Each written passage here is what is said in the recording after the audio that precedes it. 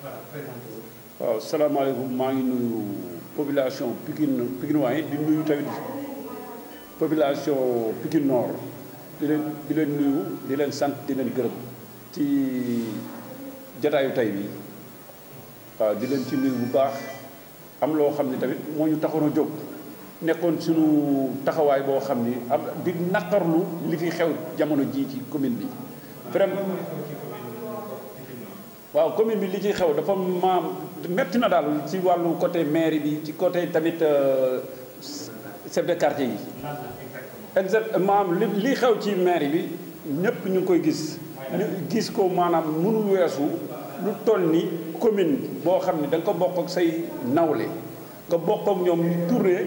di def ay loo xam ni méngoowul ak li askan wi bëgg ñi ngi jël seeni nit di leen inscrire normal ku mel ni leader boobu bu ñuy wax Lamine Gueye bu RV ñu bokk fa ànd ak moom di liggéey muy liggéey bu rafet ñu xam ni kii kat nekk na mbër moo xam mën na leen a daaneel ñu tourné bu indee itam ñu kale ko yeneen maam benn adversaire moo fi nekk muy Lamine ñeneen ñi si des kenn gisu leen ndax Lamine mi ngi def li mu war a def ay nit ku ñëw di def transfert am ñu ne ko doo ko fi defee loolu du dëgg du yoon dafa am loo xam ni ñun metti nañu tamit ay xeex chaque jour que jëfee rek histoire mi ngi fay am même ci côté résidence ndax am na ñoo xam ne ñi ngi ci biir commune bi nekk ay ñoo xam ni dañ leen di fay ay ay emploi fictif la yoo xam ni ñi ngi leen di fay ñoo xam ni dañuy jël ay maam ci wàllu résidence di leen ko jox di dugal ko seen poche di dugg ci kër par kër di ko jox ay nit résidence sans domicile fan la am amul fenn ci àdduna da ngay wane da ngay indi domicile ñu mën la defal résidence boo ko indiwul kenn warul la defal résidence ñu ngi koy def di jël seen i nit di leen yóbbu di leen tàggat di leen yóbbu ñun xanaa ku def campagne ba yàlla def jub élection war nga mën a tàggat seen nit yóbbu la ñu bindu loolu defe naa du fraude waaye liñ fay xew maanaam chaque jour que jëfee rek amul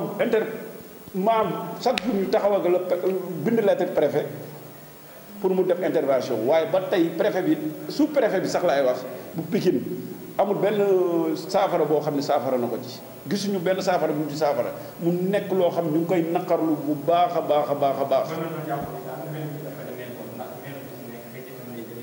di leen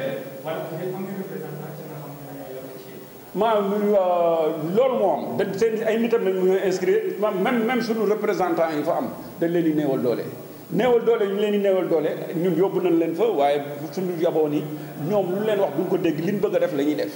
ba pare li gën a garaaw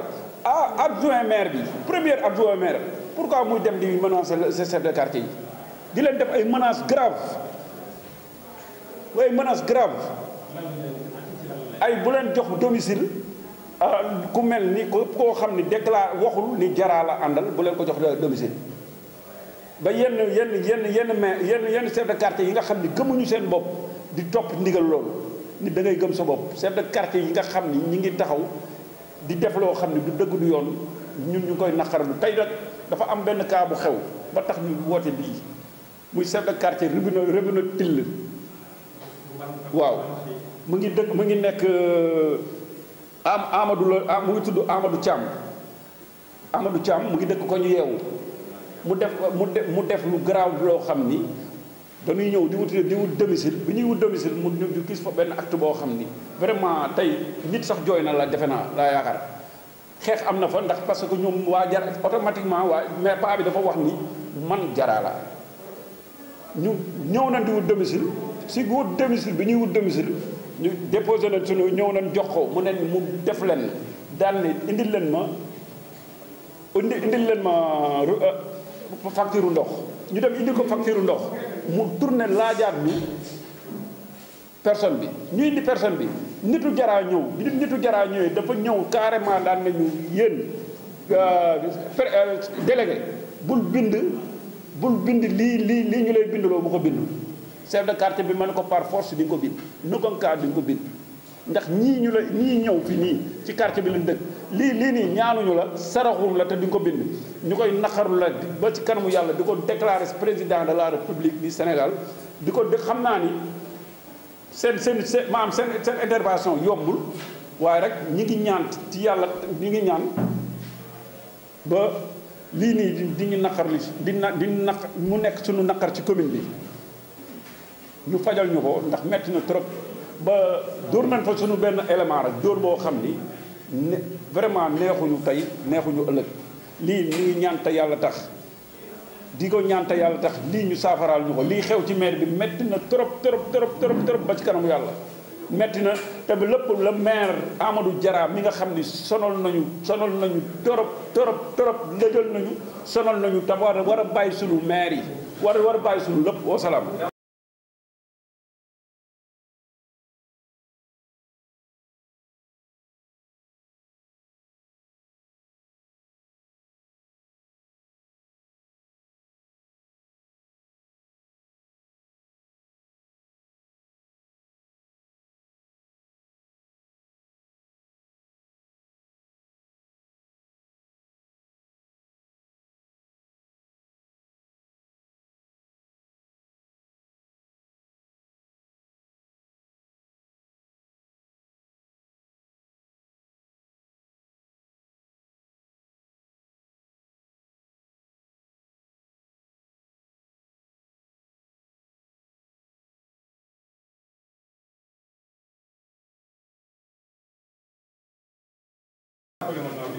waaw Ousseynou Ndiaye bu République des valeurs waaw.